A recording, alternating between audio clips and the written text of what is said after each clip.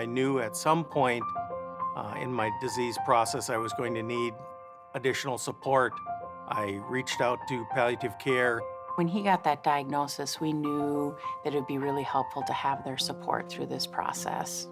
The focus was to manage symptoms, to find ways to allow Ginny to do the things that she wanted, to feel the way that she wanted.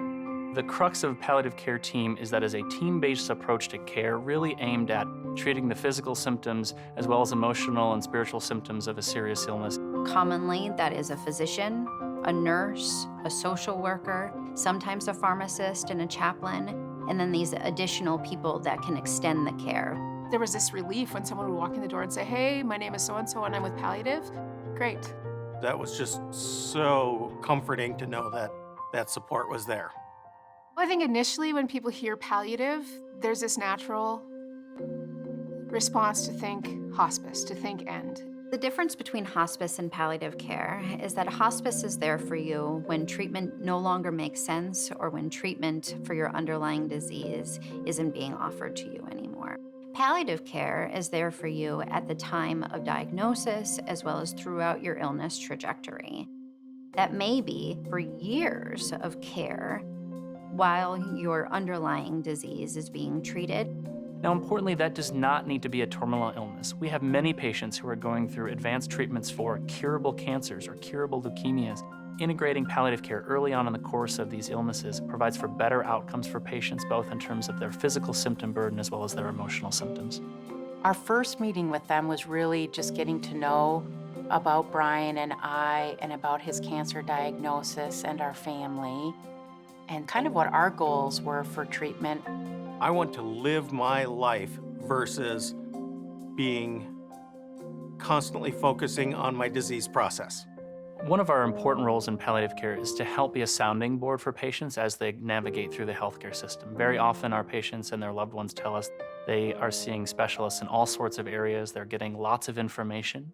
What we try to do is to funnel all of that information into some easily digestible bits, as well as allow patients to bounce off ideas about what's important for them.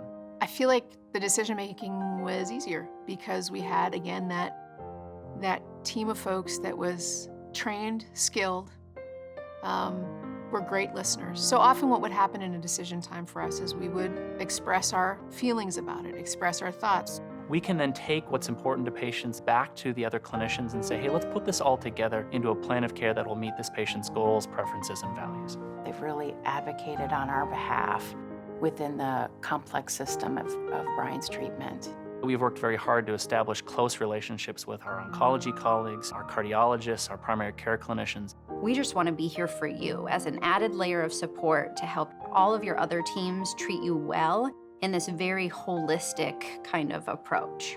Even though pain is a different division, they worked very closely with our palliative folks to monitor and to manage Ginny's pain.